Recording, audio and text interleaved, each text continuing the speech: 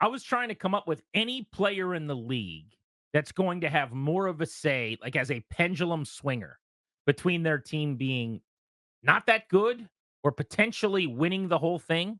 And most of the time, it's got to be a quarterback, right? But the Browns, because they're so good on defense, the rest of that roster is so good. It's basically Watson plays well, and they've got a chance to play in an AFC title game, or he doesn't. And in a loaded division, they might not even play in a playoff game. Yeah, it's the variable's that great. I mean, and so we're all sort of waiting for this return, this renaissance. I mean, you think of guys that for I would say their own doing have had football taken away from them for a period of time of multiple years or multiple months, et cetera. And it took one guy a little bit of a time, and Michael Vick, and he came back and eventually was the MVP and was incredible. Hasn't happened for Watson just yet. The stuff that he was turning in as a young 20s passer on some mediocre to bad Houston teams was really, really good. I mean, this was an ascending star type quarterback that obviously was derailed. Again, I have no sympathy, but it hasn't recovered yet. We're still thinking of him as the guy, and we're looking at our watch going, are you going to do that again or not? Don't you agree, too, that this is not a health or non health thing? Because there are a lot of QBs I could point to, Brock Purdy among them, right? Mhm. Where you think when that guy gets hurt, the fall off is massive, but when he plays, the team is way better. There's probably 15, 17 franchise type quarterbacks that you would say are pendulum swingers. This is just being on the field, Mhm. not knowing what you are as an X factor because it's turbulent and volatile and it can go either direction. From a non quarterback standpoint, some of the names that come to mind to me in terms of if you're great, your team's awesome. If you aren't, they're going to struggle. It's all health related. Like Tyreek Hill's ability to post for the Dolphins changes that team. We saw it last year. Chris Jones and what he meant to the Chiefs defense when Yep. he came back as a defensive tackle right at the start of last season. Maybe, AJ Brown with the Philadelphia Eagles and how much everything changed for Jalen Hurts when he got there. I mean, that's a short list of some of the guys I'm thinking of. There are probably others, but I thought we could localize the conversation to Washington. And the best way to have a discussion might be to take Jayden Daniels out of the conversation. Because again, quarterback is so much more Yep. important than everything else that you're miles ahead of the rest of the positions. So, in a non Jaden Daniels way, if we're going to talk about what they were on NFL Live, but specific to just the Commanders, who do you think are the X factor players that can take the team from good to bad depending on how they play? So if they're, I've beat this drum a number of times. People are already probably tired of me saying it, but I think it's Jahan Dotson is the first name that comes to mind for me. If the team is right and they didn't need any further help at wide receiver above the, Alameda Zacchaeus tier, it means that Dotson is good. They believe in a breakout. They believe in a renaissance. They believe in more of what they saw at the end of year one than what was turned in during year two. If he's good, this offense is good. I believe that. Now, what does that actually turn into? What does that mean? I don't know. You'll know it when you see it, right? You'll know that a guy that doesn't get targeted for weeks at a time, or isn't part of a game plan, or is off the field a bunch, or if he's dynamic, moving around, if he's making first down catches. The numbers, I don't know how prolific they're going to be with a rookie quarterback, and a group that probably should cater to that a little bit with some maybe running plays from the quarterback and getting the ball to Austin Eckler out of the backfield. So I don't know that the volume will be there for like fantasy type stuff, but you'll know it when you see it. If he's a good number two receiver, this offense can be pretty good. I got three of them, and one's a rookie, and they're not household names. Question for you guys at 800-636-1067. We can open up the MGM National Harbor listener line. Who are the X factors for the Commanders? We launch into this because I'm watching NFL Live last night, and I see Damian Woody saying that Deshaun Watson is basically, I'm calling it this, he didn't, but the pendulum swinger that's either going to make the Browns a Super Bowl contender or because he doesn't play well, they're going to have a bad year. And I think with quarterbacks, you can always kind of go that way. They got to play well, they got to be healthy. So non-QB, non-Jayden Daniels for the Commanders, same question. Who has the biggest chance to influence them positively or negatively based on how they perform? That's the question at 800-636-1067. I'll go rapid fire with my three Mhm. answers. First, Cornelius Lucas at left tackle. As long as he's the starting left tackle, which right now, in my opinion, he is and should be presumed to be the starter in week one, that is a massively important position. Yeah. They made the movie and wrote the book The Blind Side for a reason, right? The value may have changed a tad at some point along the way, but not by much. If you're ranking import of every position in the league, you start with quarterback. The conversation begins after that, and left tackle's in that dialogue, right? Washington right now has a swing tackle who has mostly been a backup throughout his career as their starting left tackle. If Cornelius Lucas plays well, which when he's been asked to participate and contribute the last couple of years in a limited capacity, he's actually been pretty solid. Then all of a sudden, your offensive line's better than we think. If that line's better than we think, Jayden Daniels probably outplays expectations. If that happens, now you're talking about this team getting quality QB play. They might be okay. They might be frisky this year. Cornelius Lucas is number one. Same theme, Nick Allegretti at left guard. Even though I think guard's way less important than tackle, and I think you can mask a deficiency there and coach around issues. Another example, Danny, where they're betting big on a guy who the industry kind of sees one way and they see another way. Yep. Allegretti's been a backup. Pressed into duty, started in the Super Bowl, and was the starter at the end of the year for the Chiefs, and they're going, he can be a really good left guard. If they're right, you've got an anchor at that position. And now you've got a stud in Sam Cosmi, a really good center in Biotish, a really good guard in Allegretti. Your interior is awesome. That's a big deal.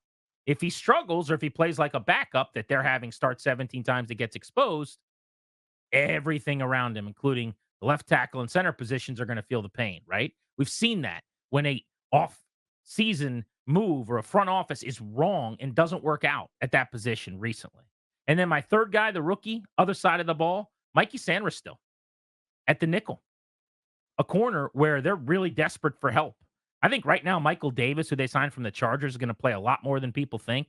Benjamin St. Juste is their corner one who's going to be following around the best wide receivers in the league.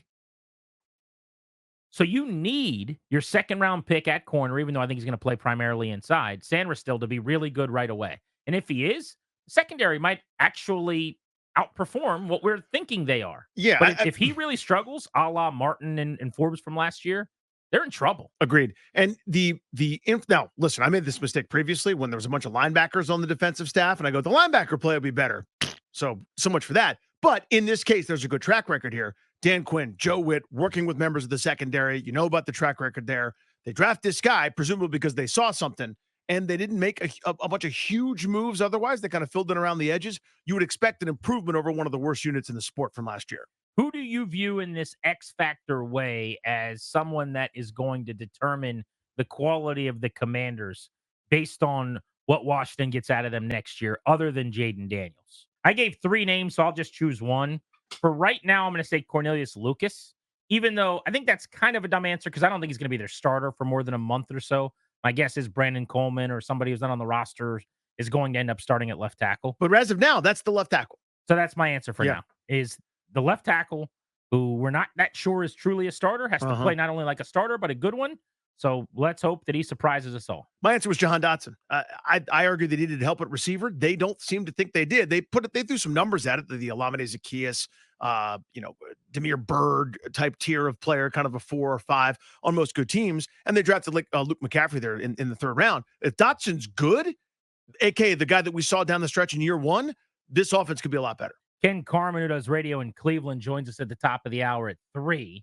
So let's keep it moving. A little lightning round here. Be succinct, but let's get to as many as we can. Kevin's in Arlington. What's up, Kev? Hey, buddies. Here's the deal. I have 3 that haven't done it here, and that's why I'm saying it's make or break. The 3 are Austin Eckler, because he was great, and he could be again. Brandon Coleman, he was great 2 years ago against Michigan in the FBS Final Four. If he can beat out Lucas and be the left tackle, we're golden. And if Quinn can resurrect Jamin Davis to be what he was hyped to be 2 years ago, that's going to be a big difference. So those are my 3. Good ones. How about a T-shirt? Make Austin Eckler great again. Should we run that up the flagpole? Let me see. Yeah, there may be some sort of, I don't know. We might run into something. Anthony's in Calvert. Hey, Anthony, how are you? What's going on, guys? Hey, Monik. Doing well, bud. Nice. So I was going to say on the defensive side, Newton. So, obviously, Payne and Allen played a hell of a lot of snaps last year. And anytime that you can give them a break, in addition to giving them a break and still keeping pressure on the quarterback or stopping the run, is great. On top of that, if you can find, I'm sure they can find a way to put a 3-tackle package out there, one at the end, or adjust the gap coverage or whatever may be the case. I think that's a really good way to inversely increase your odds of winning because you get the ball, you stop the ball, intercept the ball, etc.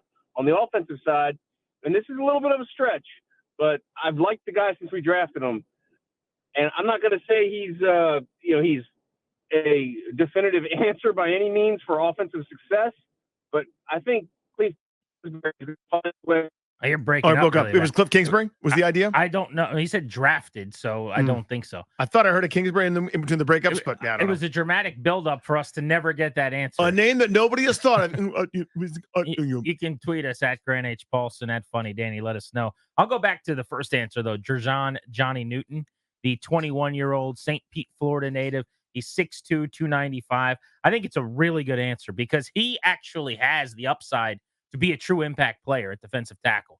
And if he reaches his ceiling and plays like a disruptor this year, guy that had 7.5 sacks this past season, 13 sacks the past couple of years, had a season where he had 14 tackles for loss. Think about that. At Illinois, 14 TFLs as a traditional defensive tackle. If he plays at that level with Payne and Allen balling out, all three on the field at once. You're doing like a bear front kind of thing. You can mix and match. It's hard to imagine their D-line not being really successful. Let's go to Clay in Fredericksburg. What's up, buddy? Hey, guys. Thanks for taking my call. Hey, buddy. I'm going with Austin Eckler. The reason is because I think in that range when we had Chris Thompson out of the backfield, and he's like third and short, I think a lot of times those kind of guys keep drives alive. We saw that in 2020 with J.D. McKissick as well. Eckler won't be our every down back. It'll be B-Rob primarily. But on 3rd and 4, I mean, if Eckler is what he used to be, I think he extends drives, and we can look back and say, hey, if it weren't for that big completion where Eckler got around the edge, that drive would have been dead and we would have lost. You know what I mean? So I think a lot of the season will hinge on how well he does. I appreciate the call. I love that one, buddy. For the people that listen to this show over the last few years, there's not a lot of secrets about us, but the first thing you might learn about me as a football guy, I want pass catching running backs. Like J.D. McKissick's a decent little player. For me, I'm ready to put him in the Hall of Fame. Larry Centers was one of my favorite players of my childhood. Give me a guy who can catch the ball to the backfield like Austin Eckler, and he's going to this year. I don't know if he's going to catch 107 balls or 92 balls, which he's done in his career. They're going to use him, Danny, and they should. And it needs to be early downs. It can't just be 3rd and long. Check it down to Austin Eckler and see what happens. It needs to be versatile and early. Now, you don't want to give him, 500 touches or whatever as a bell cow running back. That's why you got to be creative and smart about it. You do have a little bit more thunder to his lightning as well with an incumbent Brian Robinson. But I'm hoping he gets a lot of looks. I think it's just an easy button for an offense to pick up, maybe not the home runs, but those 4 or 5 early down yards.